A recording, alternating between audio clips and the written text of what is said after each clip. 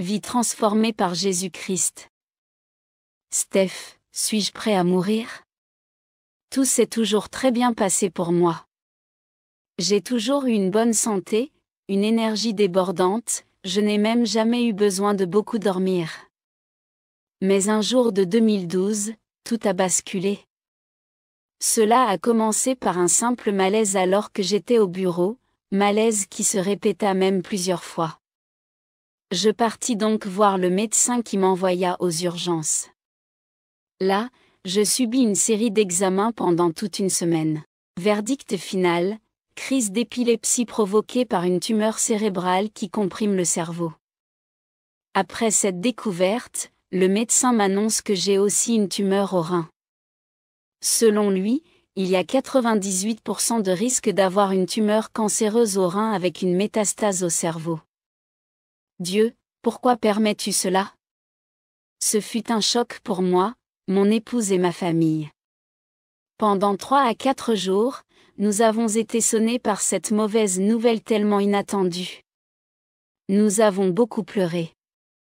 Je me demandais pourquoi Dieu permettait cela dans ma vie, moi, qui l'aimais et qui avais toujours cherché à lui plaire. Dieu nous a alors beaucoup parlé et porté au travers de ce passage de la Bible.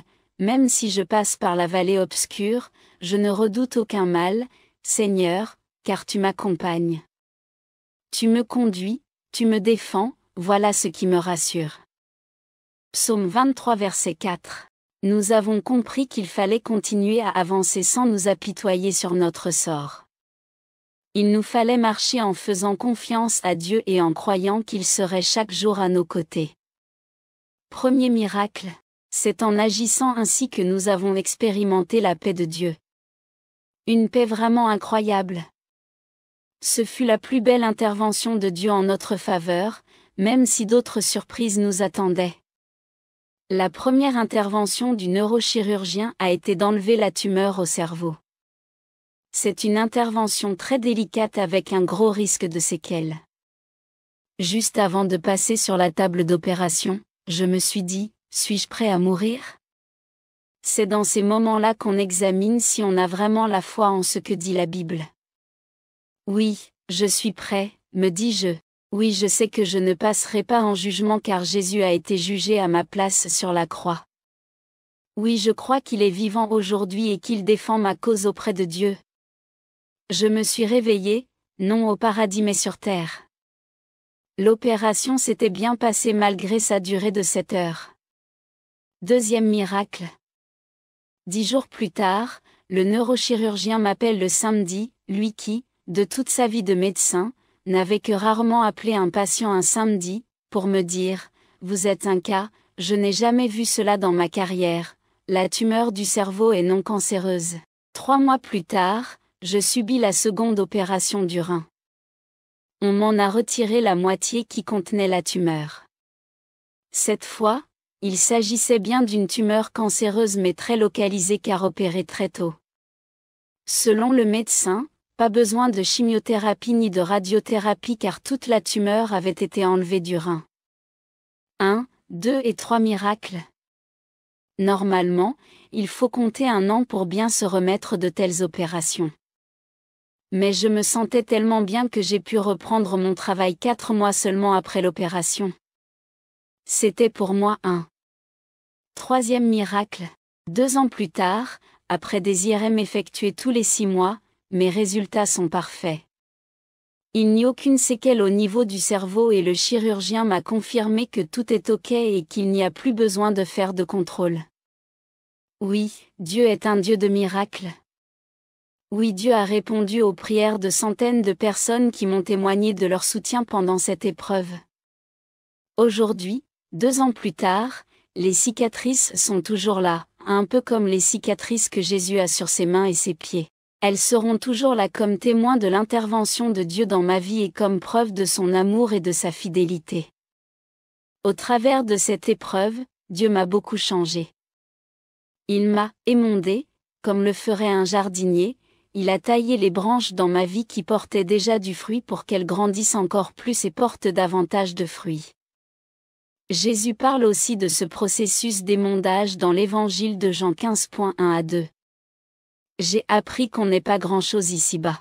J'ai revu mes priorités et je cherche continuellement à bien investir mon temps sur cette terre en plaçant Dieu au centre.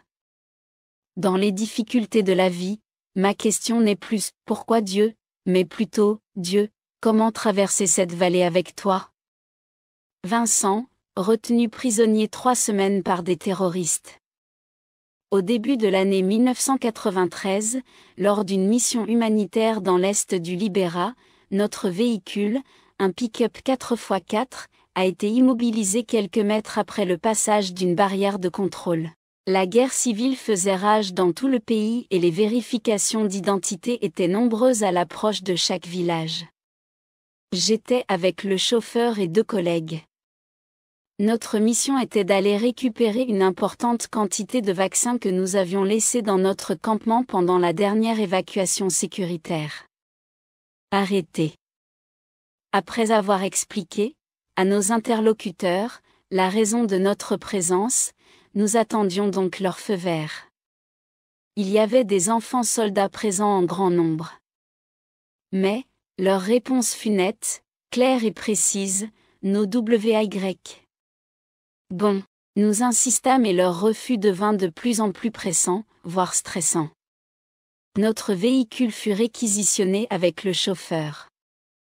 Et nous, 3 humanitaires européens, nous fûmes séquestrés à ce carrefour de chemins poussiéreux en lisière d'une forêt tropicale humide, luxuriante.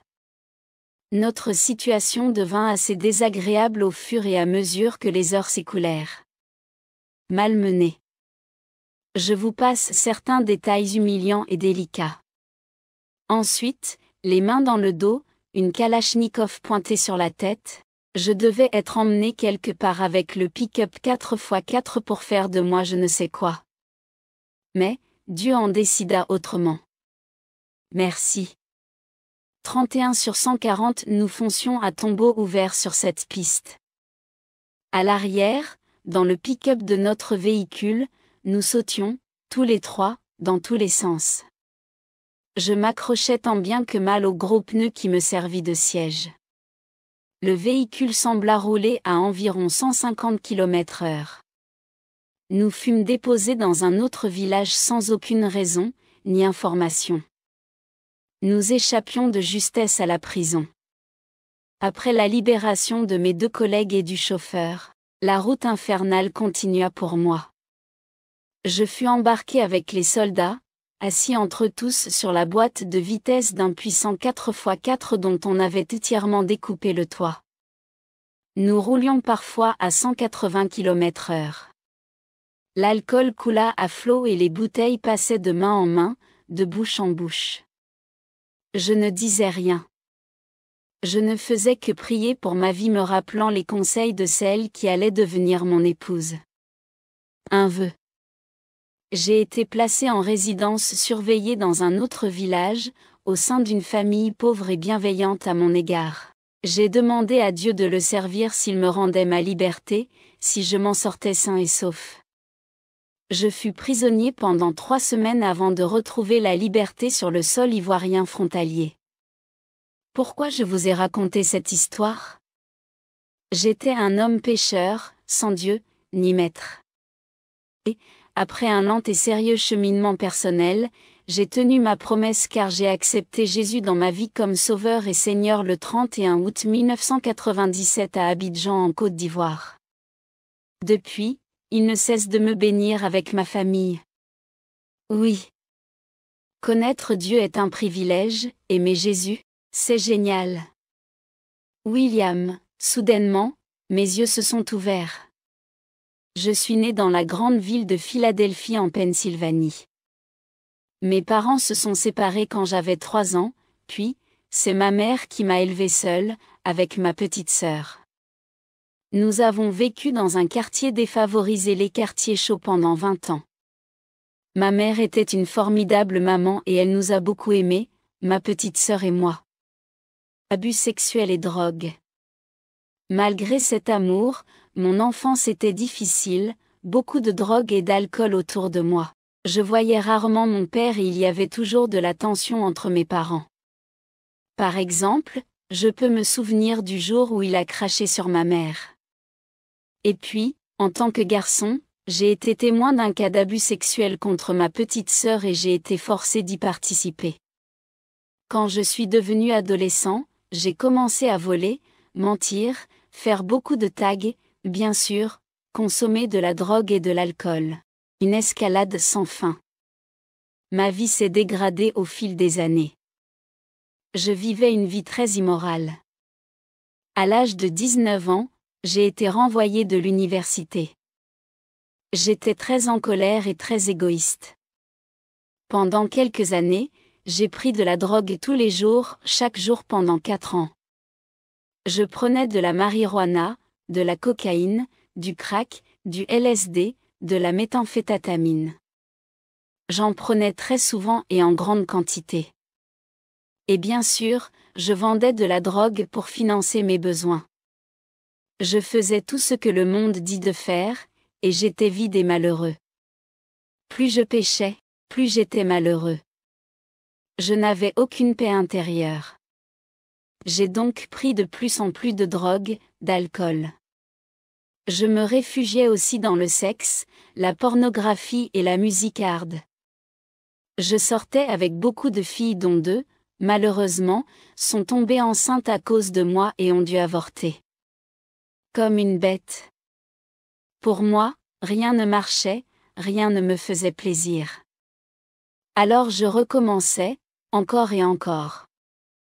J'étais comme une bête. La vie immorale, sans foi ni loi, était amusante au début, mais me conduisait finalement à la mort. À l'âge de 22 ans, dans ma recherche de paix, de bonheur, de vie, de joie, j'ai pris une grande quantité de drogue. Assez rapidement, je suis entré dans un état second. C'était comme si j'étais dans un domaine démoniaque. Je n'étais plus au contrôle de ma vie. C'était absolument terrifiant. Jusqu'ici, j'avais mené une vie très immorale et là, j'étais face aux conséquences de mes péchés. J'étais séparé de Dieu, j'étais perdu, j'avais failli perdre la tête. J'avais l'impression de tomber dans l'abîme de l'enfer, d'être déjà en enfer. J'étais impuissant, impossible de m'arrêter. Comme je l'ai dit, c'était terrifiant. Cela m'a fait réaliser que j'étais séparé de Dieu, constatant que cette séparation était quelque chose d'horrible. Un cri vers Dieu. Dans ma terreur et mon désespoir, mon instinct a été de crier à Dieu. Toute la nuit durant, j'espérais que les effets de la drogue se dissipent. J'ai continué de crier que j'aimais Dieu. C'est ainsi que j'ai commencé mon voyage de retour vers Dieu.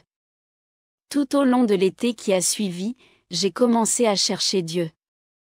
J'essayais d'arrêter ma consommation de drogue, mais je n'en avais pas le pouvoir. J'étais un esclave. J'ai continué de consommer, mais cette fois-ci, c'était une torture. J'étais désespéré. J'ai commencé à rechercher d'autres religions. Il me fallait trouver la paix. Finalement, en désespoir de cause, j'ai commencé à lire la Bible. Je ne lisais que l'Ancien Testament. Pourquoi ? Parce que j'avais beaucoup de doutes au sujet de Jésus et parce que je savais que Dieu avait été avec Moïse à la mer Rouge il y a des milliers d'années. Vint alors cette nuit, dans ma chambre, où j'ai crié à Dieu pour qu'il me donne sa paix. Mes yeux ont alors trouvé ces mots, écrits 700 ans avant la vie de Jésus sur la terre, mon serviteur réussira. Il grandira et gagnera en importance, il sera très haut placé.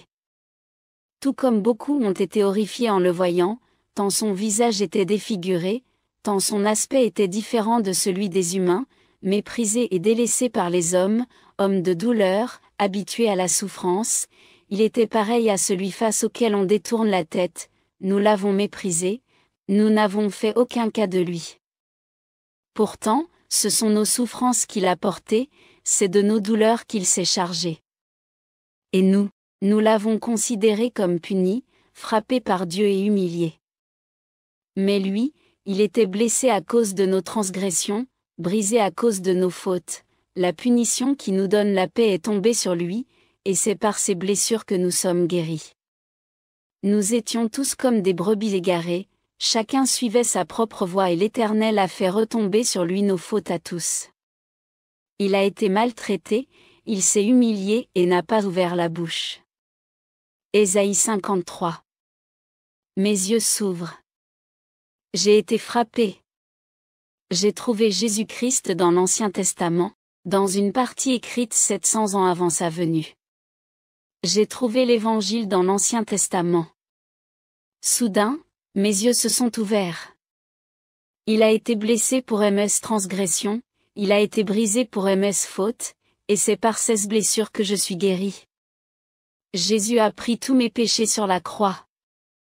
Il est ressuscité, il m'aime et il est vivant. Pour la première fois dans ma vie, j'ai senti son amour puissant et sa grâce parfaite profondément dans mon cœur. Les larmes ont rempli mes yeux.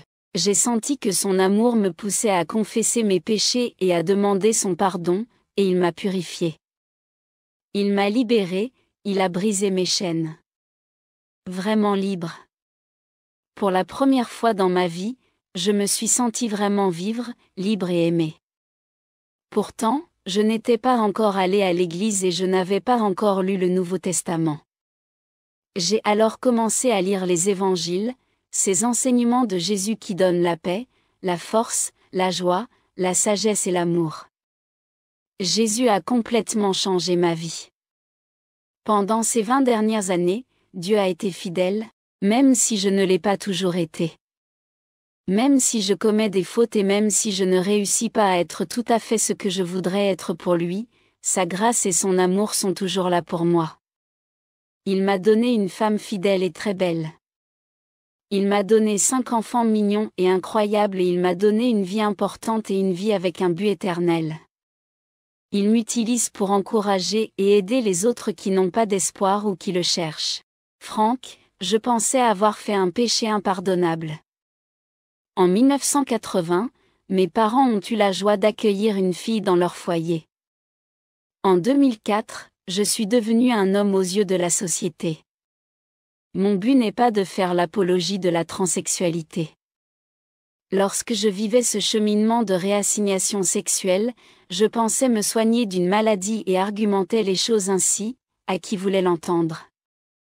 Or, en août 2006, quelques mois après mon mariage et au travers d'un chrétien qui est pour moi mon père spirituel, Dieu m'a montré que dans son plan parfait, il souhaitait que je sois bien dans ma peau de femme et que donc, en changeant de sexe, j'avais péché et blessé son cœur. En outre, il m'a démontré qu'aucune maladie ne vient du ciel car rien de mauvais ne peut s'y trouver. Après cette révélation, il m'a fallu plusieurs mois pour me repentir sincèrement. En effet, comment le faire lorsque l'on se sent enfin bien dans sa peau? Comment se savoir pardonner et aimer alors même que l'on continue à vivre le rejet, notamment dans des milieux censés démontrer l'amour de Dieu? J'avais l'impression de devoir vivre caché. C'est ainsi que j'ai vécu, près de 10 ans. Récemment, le Seigneur m'a révélé que j'avais le droit et le devoir d'exister et que sa grâce allait jusqu'à m'offrir le cadeau d'être bien dans mon corps d'homme malgré l'arrêt du traitement hormonal. Il m'a montré que suite à mon repentir, j'étais pardonné et réconcilié avec lui. Le pardon pour soi. Dans le livre de Bruce Thompson, Mur de mon cœur, j'ai lu que, pour être guéri, nous devons aussi apprendre à nous pardonner à nous-mêmes de tout notre cœur. 39 sur 140. J'ai compris que j'oscillais régulièrement comme sur une balançoire entre pardon et culpabilité. Or, ce n'est pas sur un fondement d'incrédulité que Dieu peut bénir. J'avais tendance à nourrir ce côté malsain en restant dans la honte du péché et en disant, par exemple, j'ai fait ce que l'on peut faire de pire. Je posais un jugement de valeur sur le péché commis mais le Seigneur m'a rappelé que, dans la Bible, il est écrit, tous sont péchés et sont privés de la gloire de Dieu. Romains 3.23. J'ai réalisé que je devais arrêter de me condamner et que je devais plutôt nourrir l'habitude de proclamer des versets de la parole, qui attestent de mon pardon et de l'amour inconditionnel de Dieu à mon égard. Par ce témoignage, je souhaite encourager les personnes qui se sentent indignes à remettre leur vie entre les mains du Seigneur et à accepter que, par Jésus, elles sont pardonnées si, de tout leur cœur, elles se sont repenties et détournées du péché. Nier cette réalité, c'est refuser le plus grand cadeau que Dieu ait donné à l'humanité. Refuser ce cadeau, c'est vivre dans l'orgueil car c'est croire que notre péché est supérieur à Dieu. Il s'agit là d'une arme redoutable employée par l'ennemi pour garder les personnes dans l'esclavage de la culpabilité et de la condamnation. Il n'y a aucun péché que le sang de Jésus ne saurait couvrir. Envie d'être libre? La vérité libère. Jésus a dit, « Je suis le chemin, la vérité, et la vie. Nul ne vient au Père que par moi. » Jean 14.6. L'hymne, rejeté par ma mère, mais accepté par Dieu, mon Père. L'amour, très joli mot. J'ai 47 ans et cela fait quelques mois que je sais ce qu'il signifie. Car dans toute ma vie, la seule personne qui m'a vraiment aimé est Dieu. Lorsque ma mère m'attendait, elle a essayé d'avorter avec des aiguilles à tricoter. Elle n'y est pas arrivée. Je vivais dans une famille où la violence était reine. À l'âge de 27 mois, j'ai assisté à une scène extrêmement violente entre mon père et 2 frères. Lorsque je me suis retrouvée dans mon lit à barreaux, j'ai pleuré. Cela agaçait ma mère, elle m'a crié dessus et j'ai dû me taire. Le lendemain, le médecin m'a amené dans sa petite voiture jaune à l'hôpital en m'enveloppant dans une couverture. Je faisais une crise de convulsion. Le lendemain, ma mère s'est enfin déplacée. Elle a posé un oreiller sur ma tête pour m'étouffer. C'est une religieuse qui m'a sauvée. Cela a déclenché une bronchopneumonie suraiguë. Une fois guérie, c'est ma main gauche qui ne fonctionnait plus comme avant. Un jour, elle est redevenue normale, et c'est mon langage qui a tout pris. Depuis, je bégais. La fille de Satan. Le bégaiement n'étant pas un handicap physique, j'étais alors surnommée « fille de Satan ». À cause de ce problème, ma mère m'a toujours rejetée, tout en faisant bonne figure devant tous. Mes 13 frères et sœurs n'en savaient rien.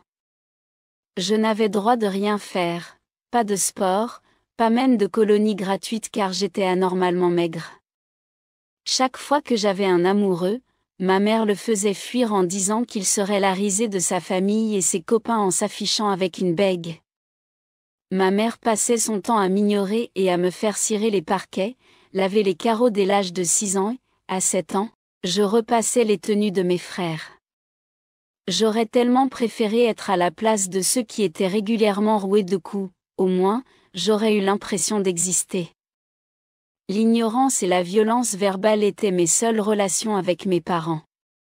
Il y a presque 18 ans que je n'ai pas vu ma mère, car une voyante lui avait dit que tant que je vivrais chez elle, le voisin du dessous ne lui déclarerait pas son amour. Elle a alors menti à mes frères et sœurs et m'a mise à la porte.